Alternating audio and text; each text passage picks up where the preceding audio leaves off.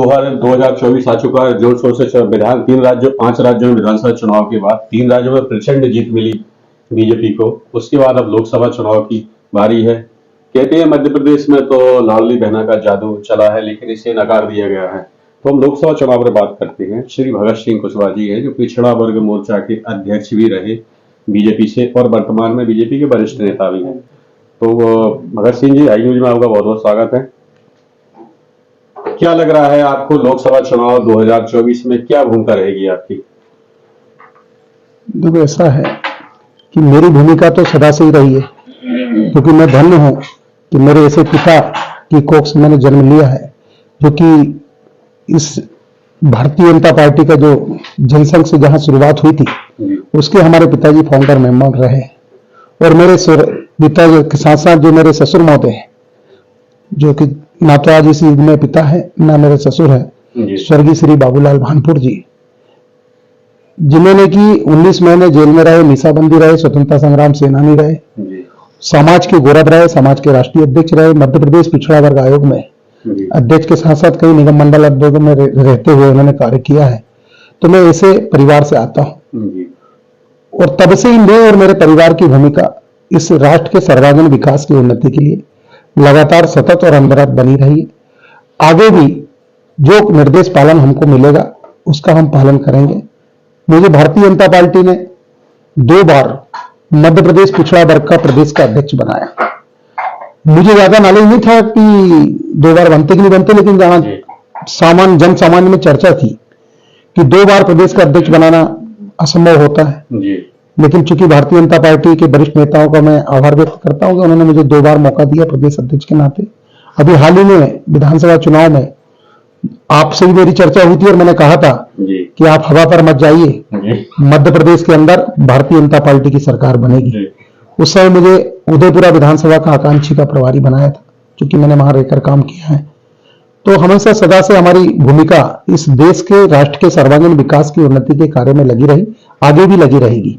बहुत समय तो बड़ी बड़ी अफवाहें चल रही थी यार। यहाँ तक कि भास्कर में तो न्यूज भी आई थी कि बीजेपी के वरिष्ठ नेता और पिछड़ा वर्ग का जाना पहचाना चेहरा और पूर्व अध्यक्ष भी पार्टी छोड़ के जा रहे, कांग्रेस का दामन थामेंगे। लेकिन वो न्यूज चलती रह गई। लेकिन आप तो, जैसा हाई न्यूज पे आपने कहा भी था कि कांग्रेस की में बीजेपी की वापसी होगी मध्य प्रदेश में, और वो भी बहुत बहुमत से होगी, लेकिन आपने दामन नहीं छोड़ा। जैसा कि मैंने पहले बताया कि मेरे पिताजी का और मेरे ससुर महोदय का, तो हम उस परिवार से आते हैं जिसमें कि राष्ट्रीय स्वयंसेवक संघ का पूरा विचार, जनसंघ, जनता पार्टी, हरदम निशान, भारतीय जनता पार्टी के कार्यकाल में हम लोगों ने पूरा जीवन समर्पित करने वाला कार्य किया है। ऐसे संगठन में हम लोग रहते आए, परिवार में रहते आए हैं। तो ये तो संभव नहीं है कि मैं अपने इस मूल को छोड़कर कहीं और जा सकूं, क्योंकि ठीक है, अफवाहें चलती रहती हैं। अगर कभी मैं किसी से मिलने चला गया और उसमें किसी ने उसको प्रचारित कर दिया, बाकी मेरे मुख से, हमारे मुखारबिन से आज तक कभी जीवन में नहीं निकला। तो ये तो सब चर्चा है, सब चलती रहती है। बस चल रही तो खटपट सेट की आवाज आ रही होगी, तो मेरे को लगता है कि कोई दूसरे प्रकार से लोगों ने इसको प्रचारित करने का काम किया होगा। अच्छा, आप तो एक जाना पहचाना चेहरा है पूरे मध्य प्रदेश में, पूरे देश में आपकी पहचान है। और जब इलेक्शन आते हैं तो आपको सब जगह ऐसे बुलाया जाता है। ऐसा आप, इसीलिए आप बाउंडेड होना नहीं चाहते हैं, अगर पार्टी कोई जिम्मेदारी देती है, लेकिन फिर भी आप फ्री हैंड रहना चाहते हैं। क्या है कि अभी मुझे अखिल भारतीय कुशवाहा महासभा में मैं विगत कई वर्षों से, पहले राष्ट्रीय कार्यकारी अध्यक्ष था, अभी अखिल भारतीय कुशवाहा महासभा का मैं राष्ट्रीय महामंत्री। अभी हाल ही में मैं आज रांची से लौट रहा हूं। रांची में हमारा अधिवेशन था, 55वां महाधिवेशन। तो इस प्रकार के कार्यक्रम होते रहते हैं पूरे देश के अंदर। चूंकि कुशवाहा समाज मध्य प्रदेश के साथ साथ देश के अंदर एक बड़ी संख्या में बहुसंख्यक समाज है और उसकी जिम्मेदारी मिलती रहती है, तो मुझे जाना पड़ता है। चूंकि पार्टी में भी जहां जिम्मेदारी मिलती है तो उसमें भी मेरे समाज के जो लोग हैं उनके साथ साथ मध्य प्रदेश में पिछड़ा वर्ग के जो लोग हैं उनके बीच में भी जाना होता है। तो आगे भी यही सोचकर, यही भाव को लेकर मैंने सोचा कि मध्य प्रदेश में, चूंकि मेरा अच्छा परिचय है, धन्यवाद देता हूं मेरे वरिष्ठों का जिनके मार्गदर्शन में मैंने काम किया, और मध्य प्रदेश के अंदर व्यक्ति व्यक्ति में समाज भक्ति भावना का जो ज्वार जगाया है, और उसके नाते आज दिनांक तक मेरा उन सब कार्यकर्ताओं से जीवंत संपर्क है। तो वो जीवंतता बनाए रखने के लिए मैं पूरे प्रदेश में जाता हूं। इसलिए एक छोटे से समूह या कोई क्षेत्र विशेष में रहकर काम करने की अपेक्षा मैं चाह रहा हूं कि पूरे प्रदेश में सब लोगों से जीवंतता बनी रहे, इस भाव से मैंने ये बात आपके बीच में रखी। अब ये देखिए, कुशवाहा समाज की बहुत महत्वपूर्ण भूमिका है देश के अंदर, और बहुत अधिक जनसंख्या भी है। उसके बाद कहीं ना कहीं अनजस्टिस होता है, तो इसके क्या कार्य, आप तो 2 बार अध्यक्ष भी रहे, इस ओर आपने क्या कदम उठाए, क्या कार्य की? चूंकि अभी लोकसभा चुनाव भी हैं, तो विभिन्न प्रकार की मांगे आ रही हैं। ऐसे में क्या करेंगे? कुछ ऐसी मांग रखी है आपने अपने समाज के हित के लिए कि पूर्ण शिक्षित हो, उन्हें अधिकार मिले? क्योंकि जो अभी ऐसी ऐसी भी चर्चाएं चल रही है कि पिछड़ा वर्ग का जो रेशो है वो कम हुआ है, और कहीं ना कहीं जातिगत जनगणना जो है उससे उससे बीजेपी कराना नहीं चाहती है। देखो, ऐसा है कि भारतीय जनता पार्टी एक ऐसी पार्टी है जिन्होंने वाकई में कुशवाहा समाज के लिए उत्थान का काम किया है। आज अगर कभी देश की बात हम करें तो हमारे उत्तर प्रदेश के उप मुख्यमंत्री श्री केशव प्रसाद मौर्य जी, जो कि लगातार दूसरी बार से वो उत्तर प्रदेश के उप मुख्यमंत्री हैं, जबकि मध्य प्रदेश की तुलना में इसे 3 प्रदेश लगाते तब उत्तर प्रदेश जैसा एक बड़ा राज्य बनता है। इतने बड़े बड़े राज्य के वो उप मुख्यमंत्री हैं। अभी हाल ही में बिहार के अंदर सम्राट चौधरी जी, जो कि उप मुख्यमंत्री बने हैं, वे भी हमारी कुशवाहा समाज से आते हैं। ऐसे ही हमारे हरियाणा के अभी प्रदेश के अध्यक्ष भारतीय जनता पार्टी के नायब सिंह सैनी, जो कि कुरुक्षेत्र से सांसद हैं, वे भी हमारी समाज से आते हैं। तो हमारी समाज के अंदर ऐसे मतलब ये नाम गिनाते के साथ साथ ऐसी नीचे बड़ी संख्या में है जिनका उद्धार, या जिसको कहते हैं कि आगे लाने का काम, समाज को संबलता देने का काम, समाज को सम्मान देने का काम किसने किया है, तो वो भारतीय जनता पार्टी ने किया है। और भारतीय जनता पार्टी ही एक ऐसी पार्टी है जहां पर कि इसका उत्थान हो सकता है समाज का। तो मैं धन्यवाद देता हूं पार्टी को और बाकी हमारे नेताओं को। बाकी अन्य और दल भी है जिनका मैं नाम लेना ठीक नहीं है, यहाँ पर कि इसकी तुलना में देखेंगे तो वहां पर आज दिनांक तक हमारे कभी नेताओं को इस लेवल पर उन्होंने कभी लाया नहीं गया। इसका प्रत्यक्ष उदाहरण मध्य प्रदेश के अंदर मैं स्वयं, मुझे भी 2 बार, मैं चूंकि कुशवाहा समाज से आता हूं, मुझे 2 बार मध्य प्रदेश पिछड़ा वर्ग का प्रदेश का अध्यक्ष बनाया। तो ये कई चीजें हैं जो कि भारतीय जनता पार्टी में अच्छी चीजें हैं, जिसके कारण हमारा पूरा समाज, पूरा देश और प्रदेश का समाज तो भारतीय जनता पार्टी को पसंद करता है और उसके साथ खड़ा हुआ है, और भारतीय जनता पार्टी भी हमारे समाज के साथ खड़ी हुई। ये तो आपने दर्शा दिया है। कल ही एक मुस्लिम कट्टर देश है कतर, जहां 8 भारतीय पूर्व सैनिकों को फांसी की सजा दी गई थी, लेकिन शायद ऐसा पहली बार हुआ है इतिहास में कि वो सकुशल फांसी की सजा होने के बाद ही बहुत जल्दी अपील की गई, अपील में, और कल रिहा होकर भारत आ गए। जीत नहीं है, बहुत बड़ी जीत मानी जाएगी इसको। मैं धन्यवाद देता हूं हमारे देश के यशस्वी प्रधानमंत्री माननीय नरेंद्र मोदी जी को। आज देश के प्रधानमंत्री नरेंद्र मोदी जी की जो कार्यशैली है, उस कार्यशैली से प्रभावित अकेला देश के साथ साथ जो राजनीतिक संगठन, जो भारतीय जनता पार्टी के प्रतिद्वंदी थे, वो भी प्रभावित होकर आज भारतीय जनता पार्टी की सदस्यता ले रहे हैं। तो ये कहीं ना कहीं कारण और कहीं कहीं मुख्य बिंदु, केंद्र बिंदु बने तो हमारे देश के यशस्वी प्रधानमंत्री माननीय नरेंद्र मोदी जी बने हैं। मैं धन्यवाद देता हूं हमारे देश के प्रधानमंत्री को, और हम भी धन्य महसूस कर रहे हैं कि हमको हमारे इस देश के अंदर ऐसे प्रधानमंत्री मिले हैं जिससे हमको अपने आप में गौरव महसूस होता है। क्योंकि कई चीजें हैं, अकेले में राम मंदिर की बात नहीं कर रहा हूं, 370 की इस देश के अंदर ऐसी चीजें जो कि सूरज को दिया दिखाने जैसी स्थिति वाली जो बातें करते थे लोग, उसको चरितार्थ करने का काम उन्होंने जो किया है वो देश के यशस्वी प्रधानमंत्री नरेंद्र मोदी जी ने किया है। तो इसलिए मैं देश के प्रधानमंत्री नरेंद्र मोदी जी को मैं श्रेय देता हूं, और यही वो ऐसे देश के सशक्त नेता हैं जो आने वाले समय में 140 करोड़ देश प्रेमी जो हमारे देश के अंदर रहने वाली जनता जनार्दन है, उनके स्वप्न को पूरा करने का कार्य कर रहे हैं। क्या लग रहा है? ऐसा लग रहा है क्या विपक्ष विहीन कर देंगे क्या भारत को, कि विपक्ष रहे ही ना?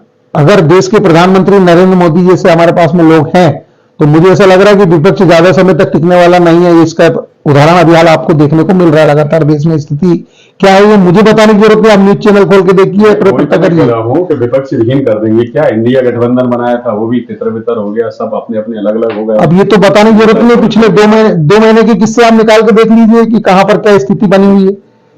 तो अभी मैं इस पर ज्यादा मतलब बताने की जरूरत नहीं है, ये तो स्वयं अपने आप दिख रहा है, ये आप भी देख रहे हैं, मैं भी देख रहा हूँ, पूरे देश की जनता देख रही है। सबसे महत्वपूर्ण बात यह है कि एक तरफ तो जीतू पटवारी बोलते हैं कि शिवराज सिंह जी ने पैसे डाले, लाडली बहनाना ने धप धप धप धप वोट दिए।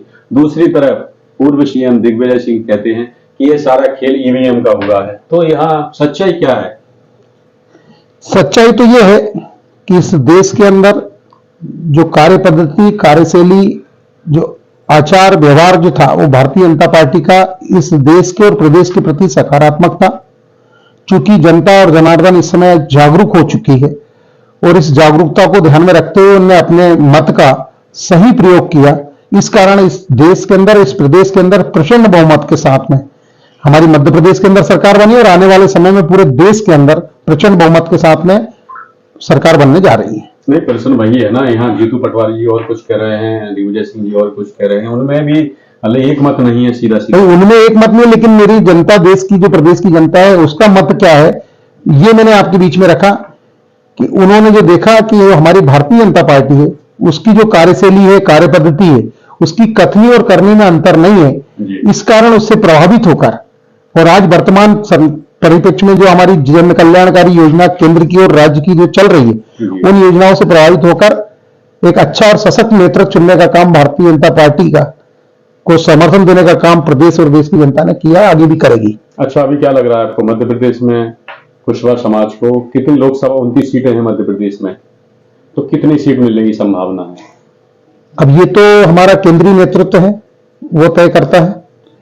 क्योंकि जैसा मैंने अभी बताया कि देश में भी कुशवाहाओं के ऊपर विशेष करके फोकस किया गया है और मैं मानता हूं कि मध्य प्रदेश में भी इस पर विचार जरूर संगठन करेगा। 1-2 सीटें तो होना मिलना चाहिए ना मध्य प्रदेश में, क्योंकि इतनी बहुसंख्यक संख्या जो है। भारतीय जनता पार्टी का विचार है कि सब समाज को लिए साथ में आगे बढ़ते जाना। हमें मैं मानता हूं कि इस मध्य प्रदेश के अंदर की बात करें तो आपने चूंकि मध्य प्रदेश का पूछा, तो मध्य प्रदेश में 50.9 ऐसे 51% एक मध्य प्रदेश में पिछड़ा वर्ग की जाति है, उसमें 92 जातियां हैं। अभी एक जाति और जुड़ी तो 93 हो गई है और 350 उपजातियां और 1750 सरनेम के नाम से जाने जाने वाला जो वर्ग है, उसमें कुशवाहा समाज एक बड़ी संख्या में निवास करता है। तो सब समाज को लिए साथ में आगे बढ़ते जाने वाला जो मंत्र है, सबका साथ, सबका विकास, सबका विश्वास को लेकर जो चले हमारे देश के यशस्वी प्रधानमंत्री जी ने जो हमें नारा दिया है और उस मंत्र को हमने जो है चरितार्थ किया, तो उसमें मैं मानता हूं कि पार्टी इस पर विशेष ध्यान देगी और आने वाले समय में जैसा आपने बोला उससे ज्यादा कहीं बढ़कर आगे आशीर्वाद मिलने वाला है। अच्छा, क्या बड़ी बड़ी बातें ये भी चल रही है कि लोकसभा चुनाव से पहले पीओके अपना हो सकता है, क्या ये संभव है?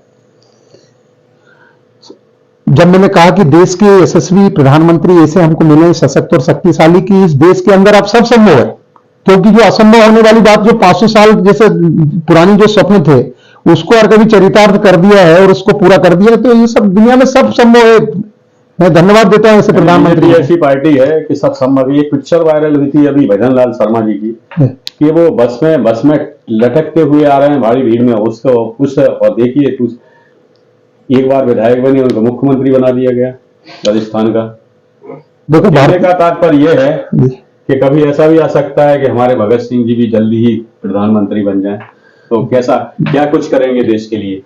देखो, ऐसा है, भारतीय जनता पार्टी एक ऐसी पार्टी है, इसने एक अपना मंत्र दिया है कि भारतीय जनता पार्टी और हमारे पंडित दीनदयाल उपाध्याय जी जिन्होंने जनसंघ की स्थापना से लेकर कार्य किया, जिनके मार्गदर्शन में हमारे परम पूजनीय आदरणीय है, तो उन्होंने कहा कि अंतिम पंक्ति के व्यक्ति के उत्थान होना चाहिए।